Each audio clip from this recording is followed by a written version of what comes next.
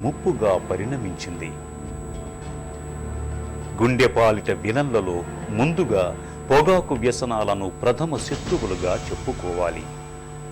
Smoking చేసే వాళ్ళలోని గుండె రక్తనాళాల్లోని పూడికలు పెరిగి హార్ట్ అటాక్ సంబంధించిన జబ్బులు ఎక్కువగా ఉంటాయి.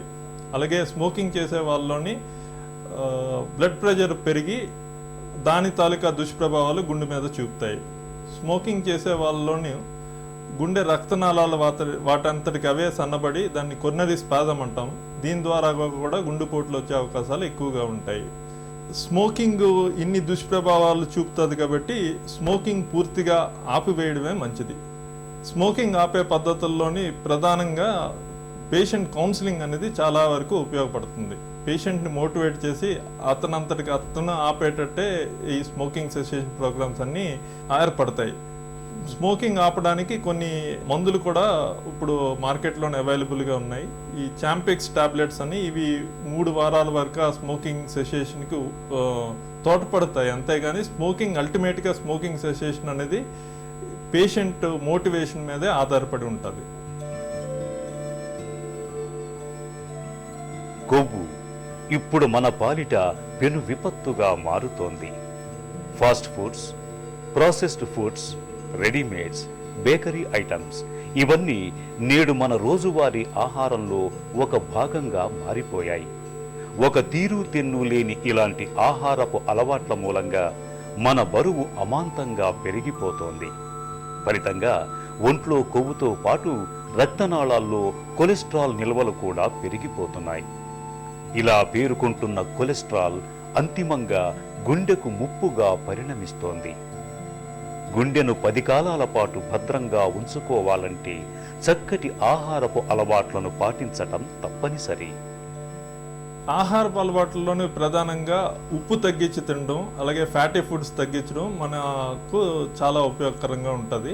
నిలవ ఉన్న ఫుడ్స్ అన్నిటిలోనూ ఉప్పు చాలా ఎక్కువగా ఉంటుంది. అంటే పచ్చళ్ళు కానీ అలాగే ఊరగాయలు పికిల్స్లో కానీ ఈ ఉప్పు శాతం చాలా ఎక్కువగా ఉంటుంది. ప్యాకేజ్డ్ ఫుడ్స్ అంటే ఈ చిప్స్, టిండ్ ఫుడ్స్ వీటిలన్నిటిలోనూ ఉప్పు నిలవ పదార్థంగా వాడతారు కాబట్టి ఈ ఉప్పు శాతం ఎక్కువగా ఉంటుంది. ఈ హై సాల్ట్ కంటెంట్ ఫుడ్స్ని మనం అవాయిడ్ చేస్తే దాని ద్వారా ఈ బ్లడ్ ప్రెషర్ తగ్గడము, హార్ట్ అటాక్లకు సంబంధించిన వ్యాధులు తగ్గడం వంటివి జరుగుతూ ఉంటాయి.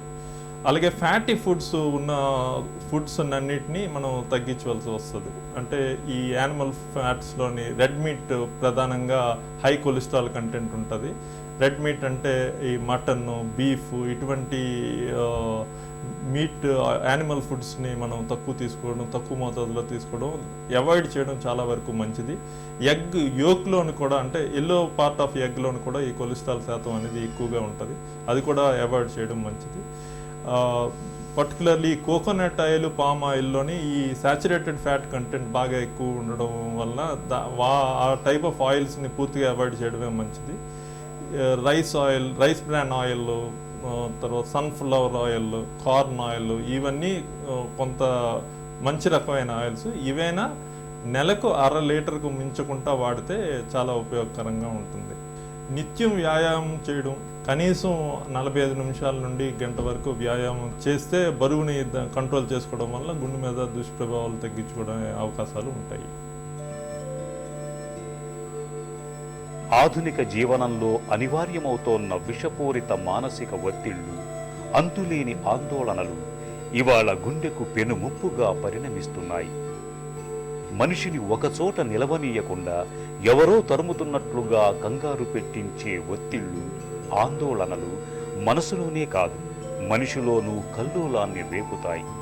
ఒత్తిడి మూలంగా శరీరంలో విడుదలయ్యే స్ట్రెస్ హార్మోన్లు ఆరోగ్యాన్ని క్రమంగా దెబ్బతీస్తూ రకరకాల అనర్థాల్ని తెచ్చిపెడతాయి. మానసిక ఒత్తిడిని సమర్థంగా తట్టుకున్నప్పుడే మనం గుండెపోటు ముప్పును నివారించుకోగలం. అంతేకాదు, గుండె పనితీరును మదింపు చేసే ఈసీజీ, స్ట్రెస్ ఎకో వంటి పరీక్షల్ని తరచూ చేయించుకుంటూ ఉండాలి. డయాబెటీస్, హై కొలెస్ట్రాల్ అనేవి ఎక్కువగా హార్ట్ అటాక్ వచ్చేయడానికి ప్రధాన కారణాలు. డయాబెటీస్ని రెగ్యులర్గా ఫాస్టింగ్ బ్లడ్ షుగర్ చేసి మనం ఐడెంటిఫై చేయొచ్చు. అలాగే లిపిడ్ ప్రొఫైల్ అని చేస్తే కొలెస్ట్రాల్ శాతం ఎంత ఉంది, ఎంత ఎక్కువ ఉంది, అది ఏమైనా హార్ట్ మీద దుష్ప్రభావం చూపే అవకాశాలు ఉంటాయా లేదా అని తెలుసుకొని దానికి తగు జాగ్రత్తలు తీసుకొని అవి తగ్గించుకోవడం వల్ల హార్ట్ అటాక్లు ప్రివెంట్ చేసే అవకాశాలు ఉంటాయి. రొటీన్ టెస్ట్లు లైక్ ఈసీజీ, 2D ఈకోకార్డియోగ్రామ్, టీఎంటీ వంటివి హార్ట్కి సంబంధించిన వ్యాధులు ఉన్నాయా లేదా అని తెలుసుకోవడానికి తోడ్పడతాయి. ఇవి 40 సంవత్సరాల పైన ఉన్న వాళ్ళు వన్స్ ఇన్ 5 years చేసుకొని సైలెంట్ హార్ట్ డిసీజ్ ఏమైనా ఉందని తెలుసుకోవడానికి అవకాశాలు ఉంటాయి. మన ప్రాణానికి మూలం పిడికెడు గుండె. అందుకే దాన్ని ప్రాణప్రదంగా చూసుకోవాలి. రక్తపోటును, మధుమేహాన్ని అదుపులో ఉంచుకోవాలి. కొలెస్ట్రాల్ నిల్వలు పేరుకుపోకుండా ఉండేందుకు రోజువారీ ఆహార విషయంలో ప్రత్యేకంగా జాగ్రత్తలు తీసుకోవాలి. ప్రతినిత్యం వ్యాయామం చేస్తూ బరువుని అదుపులో ఉంచుకోవాలి. పొగాకుకు దూరంగా ఉండాలి.